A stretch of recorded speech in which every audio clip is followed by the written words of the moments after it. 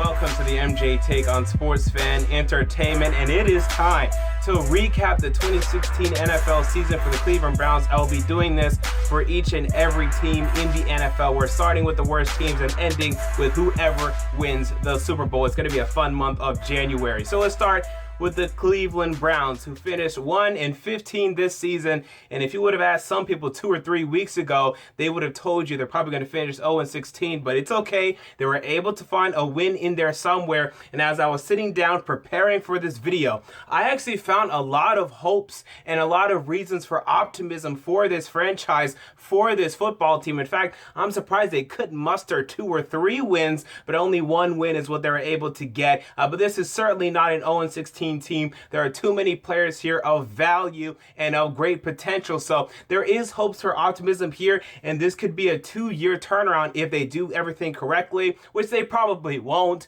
But hey, maybe they will, and let's discuss it. So let's look at my preseason prediction. Before the season, I had this Cleveland Browns team going 2-14, and they couldn't even meet that. They went 1-15.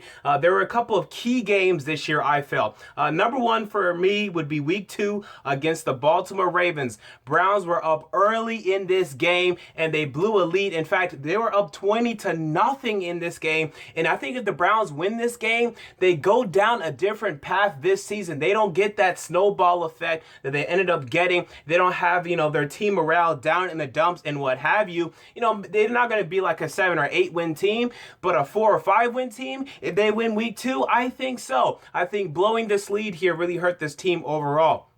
We look at week 8 versus the New York Jets. Again, Browns having a lead and then blowing it late to Ryan Fitzpatrick, who threw all over them, losing 31-28. Another close game where if the Browns could have won, perhaps they do sneak out 4 wins or 5 wins this season, but that is not what happened. But then the keyest game of all, the most important game of all, their win, right, as they defeat the San Diego Chargers in week 16. That was a key game, definitely getting a huge win there. And getting some luck with some missed field goals or whatever, but hey, you got the win, and that's all you cared about. And then week 17 against the Pittsburgh Steelers, I think we saw what this team possibly should have been, right? A team that really could compete, even with the Steelers. I know they were playing a lot of their backups, but I liked how Robert Griffin III looked like in that game. That was definitely his best game of the season. Not enough to indicate that he should be the franchise quarterback of the future, but enough to say, man, if only we got this RG3 the entire season. So I felt that was a key game as well. Let's look at individual performances. Okay, let's start with RG3. So again, not very impressed with his 2016 campaign. Did not throw a passing touchdown until week 17. That's just bad. I know he only played 5 games, but it took him until the 5th game to throw a passing touchdown. He ran for a couple, but to throw a passing touchdown, that's just bad. And also, let's look at the running backs. You look at Isaiah Crowell running pretty well this year. Duke Johnson being a nice dual threat. I like these Cleveland running backs. Some, not many, but some people want them to take Leonard Fournette. No way. They have their running back situation set to me. Isaiah Crowell running for over 4.6 yards per carry. He's good. Duke Johnson being a good backup. No need to upgrade the running back position. This is pretty much by far the best positional group on this entire roster. From top to bottom, they have talent at running back. We look at the offensive line. There are some issues here, specifically Cam Erving, who continues to be miscast at center and just not very good overall. Receiving core, there's potential here. Terrelle Pryor had a great year, eclipsing 1,000 yards. Corey Coleman was okay, very good early, but then really faded late after he came back from injury. Couldn't really do anything. And then you drafted a bunch of guys late, like Rashard Higgins and Jordan Payton and Ricardo Lewis, that did, I guess, okay this year, but all of them had like under 300 receiving yards. I mean, we can't put anything into those guys right now. So the receiving core right now, it's pretty bad, but it's pretty young. So there's a lot of potential here. A tight end, Gary Barnidge, had a good year. So And when I look at an offensive MVP, an offense most valuable player, it has to be Joe Thomas to me. Although Terrelle Pryor did get very close, Joe Thomas is still the best player on this offense, and he wins the offense MVP award. We look at the defense, right? Let's start with the defensive line. Really impressed by Danny Shelton this year. I felt he had a disappointing rookie campaign, but he came out this year and played pretty freaking well. The other guys on the defensive line, not so much. Xavier Cooper, not very good. Jamie Meter, not very good either. We look at the linebackers. Let's start with Jamie Collins, who you acquired from the New England Patriots. We saw what he could do. He wasn't as good as he was with the Patriots, but possibly with another offseason, he'll go back to that elite level, but he was still good.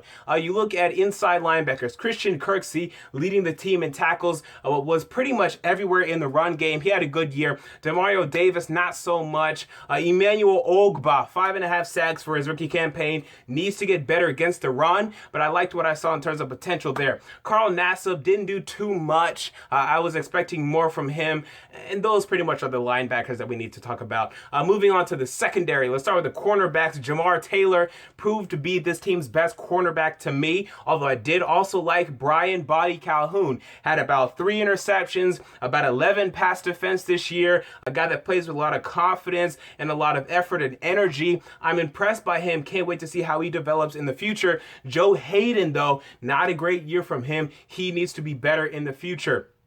Safeties, Ed Reynolds, he came on late as strong safety and played okay, so you think you may have a strong safety here in Ed Reynolds. Not impressed by Ibrahim Campbell, not very impressed by, what's his name, Williams, I can't remember his first name, but, the guy that used to play for Green Bay, Tramon Williams, who you guys moved to safety, not very impressed by him either, so I think the free safety position could still be upgraded. And hell, if you want to take a strong safety, I really don't care, because Ed Reynolds, although he did show some nice things, wasn't a great player. So in terms of a defensive MVP, I came up with a tie here. I think it's tied co-MVPs of Jamar Taylor and Christian Kirksey. Taylor, to me, was this team's best cornerback, and Christian Kirksey over 100 tackles, and he was pretty much the best player to me on this defense right next to Jamar Taylor. So they share the MVP award. Danny Shelton was close. Jamie Collins wasn't there long enough. So with that said, really quick, let's review the Clown of the Year. That's the award I give to the guy that I think was just a clown on this football team,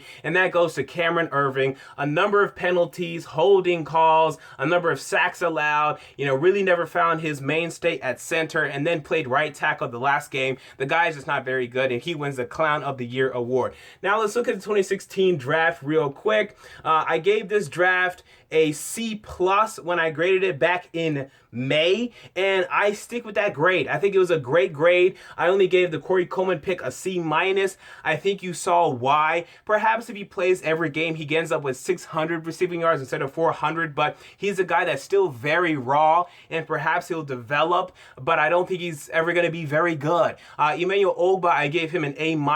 I pretty much like that pick a lot, and I think exactly where we thought he'd be. He needs to get better against the run, but I like that pick. Carl Nassib, I gave a B-. I stick with that grade.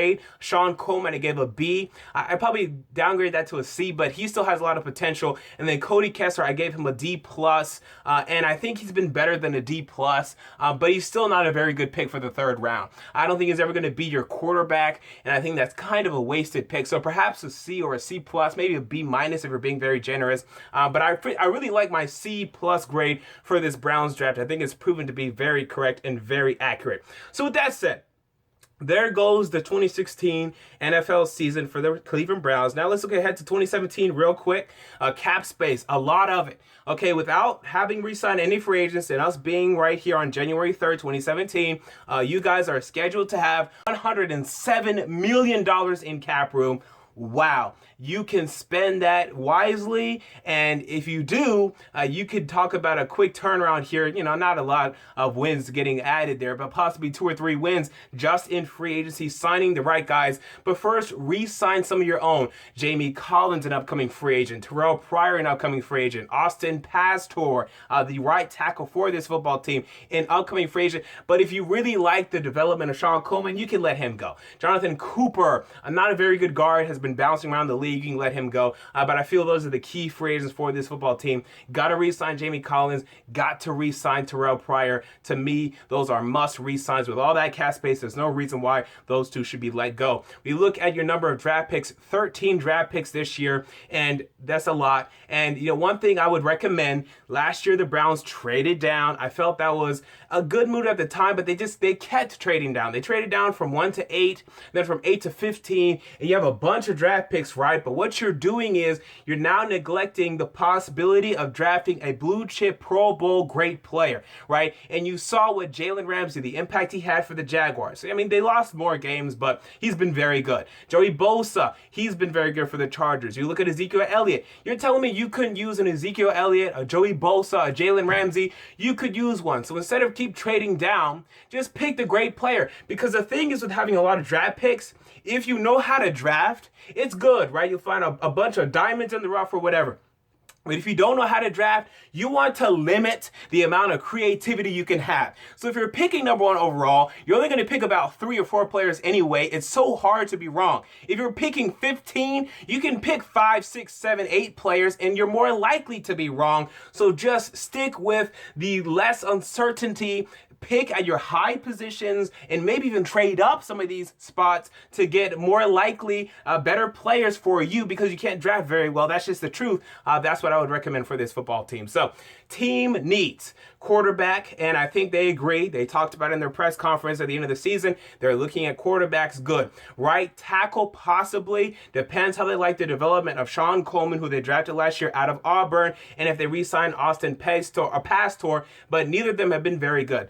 Center, to me, Cameron Erving needs to be replaced. I understand he was a first-round pick. We don't want to give up on him, but the guy's just been terrible. We look at possibly wide receiver. Even if you guys re-sign Terrelle Pryor, I would add a third wide receiver in there. You know, I think Corey Coleman may be better for the slot or just to be a number 3. So get a number 1 guy, because Terrelle Pryor, he's been very good, but I don't think he's a number 1, right? Maybe get a number 1, have Terrelle Pryor be your number 2, and then you're talking about a very good receiving core. But just get a wide receiver in there. Edge rusher, to me, is still a need. Emmanuel Ogba, 5.5 sacks, leading your team. That's not good enough. He's good enough to start, but you need to have someone opposite of him input Myles Garrett. Cornerback, I think that's still a need. Again, I was impressed by Brian Buddy Calhoun and by Jamar Taylor, but they could use a number 3 cornerback, and perhaps one of those guys just aren't very good next year, so that way you have depth there at that position. Free safety, again, not very impressed by Tramon Williams. You can improve upon him, and you can do it with adding a free safety. So let's look at some potential free agents you could sign. Tyrod Taylor, who the Buffalo Bills are expected to let go of. Again, I'm making this video on January 3rd. We'll see what happens. Jimmy Garoppolo, the quarterback for the New England Patriots, could be available via trade. You have to give up a lot for him. I don't think you have to give up the number 1 overall pick. If you guys could package your second first-round pick, or maybe your second round pick and then some other picks. You guys have a bunch of picks. I think it's very possible you could get Jimmy Garoppolo. Nick Foles, upcoming free agent for the Kansas City Chiefs. He's been an okay start in the past. You guys could seek to add him. Jay Cutler, he may be available. The Chicago Bears may let him go. If he is, that could be a possibility. Melvin Ingram, the outside linebacker, edge rusher, that'd be a big signing. Morris Claiborne, cornerback for the Dallas Cowboys. Stephon Gilmore, cornerback for the Buffalo Bills. Pierre Garcon, wide receiver for the Washington Redskins. All these guys very viable and potential options in free agency. There are even more players I could list, but this is a list that I came up with for your football team. Just spend the money. I know a lot of teams, or a lot of players, do not want to go to Cleveland. But if you spend the money, if you give this guy, whatever guy you want, if you give this guy a contract offer of millions and tens of millions of dollars, he's coming to Cleveland. You got to acquire talent. You have way too much cap space. Spend the money. Potential draft picks. Number 1 overall, Myles Garrett. I think he's going to go there. If not, they could fall in love with a quarterback in Mitch Trubisky or Deshaun Kaiser, or possibly take Jonathan Allen, right? So I think one of those 4, that's going to be the option there. We look at the other first-round pick. You look at Jabril Peppers, Jamal Adams. I don't think he's going to fall that far, but he could. Reuben Foster, I don't think he's going to fall that far, but he could. Mike Williams, Marshawn Lattimore, Marlon Humphrey, and a bunch of other guys also available with that second first-round pick for the Cleveland Browns. There'll be a lot of talent there. It's scheduled to be the 12th pick right now.